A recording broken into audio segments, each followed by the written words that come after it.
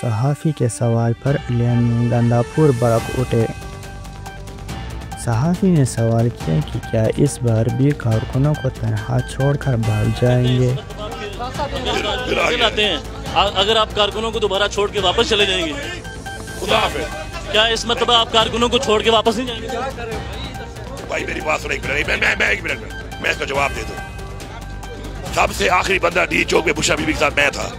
میں نے خان صاحب کی بیوی کو نہیں چھوڑا، مجھے فخر ہے اس بات۔ کارکن تو تھے نا وہاں پہ، ایک منٹ کارکن تو موجود تھے نا، کارکن تو تھے نا سر۔ آپ کو لگتا ہے کہ آپ نے غلط کیا؟ آپ نے غلط نہیں کیا، آپ نے کارکنوں کو وہاں پہ اکیلا چھوڑ کے آپ نے ٹھیک کیا۔ او بھائی میں نے چھوڑا ہی نہیں ہے، سب سے آخر تک میں کھڑا رہا ہوں۔ پھر آپ اسمبلی میں کیسے پہنچے؟ میں اس کے پہنچا۔ یار تم کیا سوال کر رہے ہو؟ کس کے کہنے پہ کر رہے ہو؟ عوام اعتماد کرے گی، میرے پہ عوام کا شکر اعتماد ہے اور رہے گا۔